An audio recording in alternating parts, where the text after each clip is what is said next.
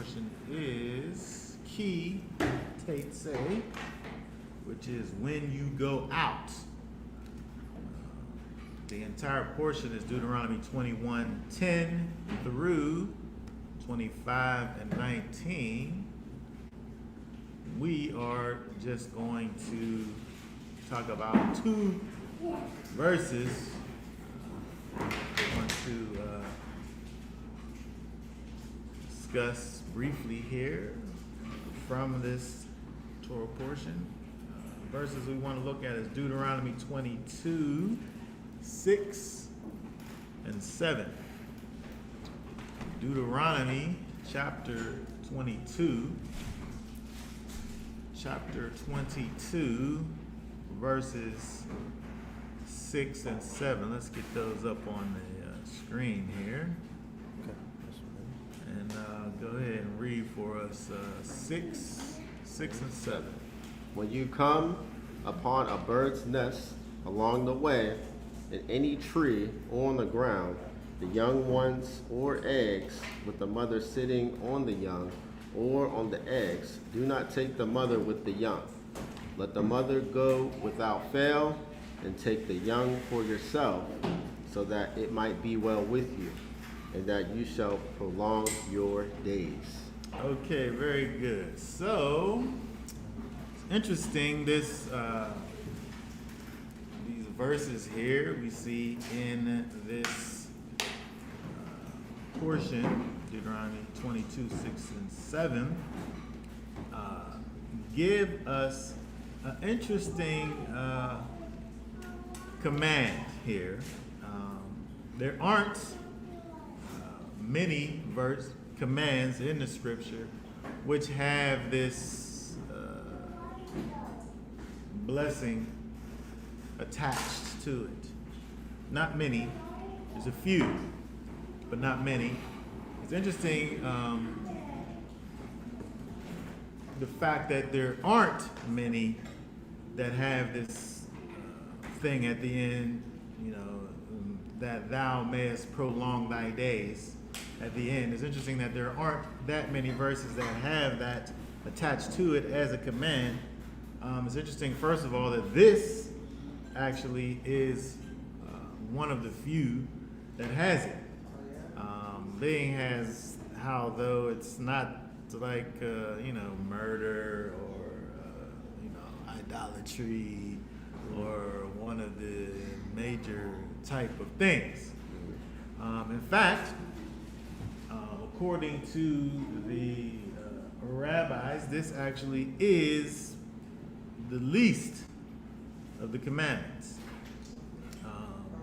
I want to, just as a comparison, look at two of the other commands that have this blessing at the end. Let's look over at Deuteronomy 4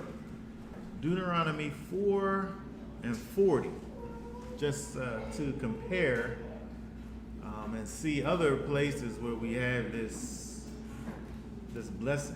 Because apparently, if you see a nest and you take the eggs and leave the bird, this is such a magnificent command to be keeping. Your days may be prolonged. So let's look at also Deuteronomy 4 and 40. See what it says here. It says, "And you shall guard his laws and his commands, which I command you today, that it is well with you and with your children after you, so that you prolong your days on the soil which Yahweh your Elohim is giving you for all time." Okay, very good. Now this seems like a verse that is fitting for this blessing at the end, this prolonging of the days. If you keep like all the statutes, like if you live like a life that is totally aligned with the commandments, then you'll prolong your days. To me, that one makes sense to me, just on the surface level, right? The other one is Exodus 20 and 12. Exodus 20 and 12. Exodus 20, verse 12. Respect your father and your mother, so that your days are prolonged upon the soil which Yahweh Elohim is giving you. Okay, very good. Now this one is another one that's seems kind of self-evident, right? It's because a disrespectful child might mess around and get, you know what I'm saying? Some, so I can see how his days could be prolonged by, honoring his father and mother, right? But this other thing over here, this bird's nest, and it's a command. If a bird's nest chance to be before you, if you just happen to roll up on a bird's nest and you see it there, the nest,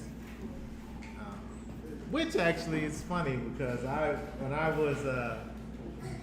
was working this job and I was changing people's services, so I was going to all these different places, and sometimes you got to get in these bushes, get beside people's houses and things, and I go up to this bush because I gotta get between the bush to get to the side of the house where the service is, and lo and behold, there's a nest inside of there with all these little eggs. And the first thing that I thought about was this. So I figured, according to the Torah, if I wanted to, I could go ahead. I could take all the eggs if I wanted. I don't know what I would do with these though. It was probably some kind of blue jay or Sparrow something, or bird. Not something that I would eat. Why would I take it? But it immediately caused me to think about this verse here. And so when we think about kind of what the rabbis had to say about this verse in terms of it being this least among all of the verses, some of the things that they say here: be quick to fulfill a less important command and flee from transgression. For accomplishment of one commandment brings the accomplishment of another, and one transgression brings another. For the reward of accomplishing one commandment is accomplishing another, and the reward of one transgression is another transgression. And so when we think about the commandments, if we're going to say, this one is the least, this one is the greatest, like some of the disciples came and asked Yeshua, if we're thinking about the least of the commandments, according to, what the thought is that if we look at a commandment as, say, the least, you doing it is not going to keep you at that least commandment. It's really going to probably cause you to do another commandment. It's going to cause you to kind of go in a particular direction. It's interesting when we think about the least commandment, which this would be, and kind of thinking also about the greatest command. Well, Messiah said what the greatest command was, which was to love Elohim with all of your heart, mind, soul, and strength. But when I think about this commandment is potentially the least commandment, somehow equal to or greater than the greatest commandment, I wonder.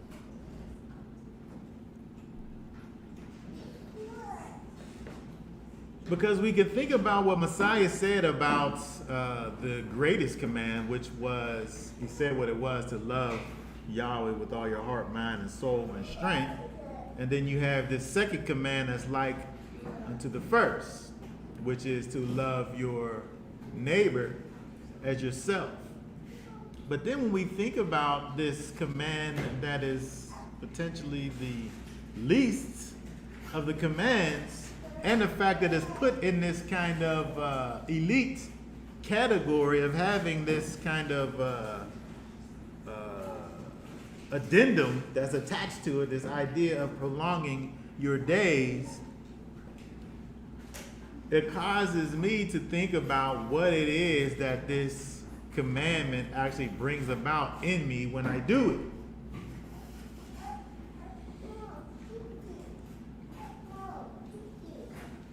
Anybody have any thoughts about what this commandment causes you to do when you do it?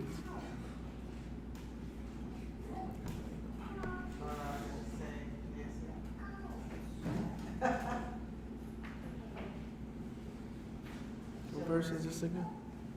22:6. Allow life to continue and show mercy. Allow life to continue and show mercy. I think that of the two of those things, you would be showing mercy so that life, the way that you would be doing it would be allowing life to continue. So when we think about what this commandment causes us to do, that is actually mercy or chesed, right? Chesed, which is literal kindness, right? Or mercy, or loving kindness, or loving commitment, right? And so when we think about the idea of mercy, this really is love actuated, right? If I'm showing mercy, I'm manifesting love. And so when we think about this command, which is to have mercy even to birds. And so if your mercy extends even to the littlest thing, it's probably part of your situation, I would say. And so when we think about this commandment, which, you know, when you just look at it at face value, it kind of seems like it's potentially like not that big of a situation. But when we look at it and understand what it is that it's asking for us to do, is actually to manifest the character of the Most High, which in fact is mercy. Right? And chesed. And so I just wanted to briefly talk about that commandment. Anybody have any thoughts, questions, comments on So I least think of the about the commandments. boiling of the kid in the mother's kid in the milk? mother's milk. Yeah. Yes. I guess if we fry chicken, we shouldn't dip the chicken in its yolk of its egg. What? If we fry chicken, Yeah. we shouldn't dip it in the yolk of its egg. Well, I guess, no, How else those are you eggs- gonna have crispy chicken? Well, but those eggs weren't actually like fertilized or whatever. This is just Yes, the eggs that you eat, just FYI, the eggs that you eat, if you let them sit somewhere, they're not turning into chickens.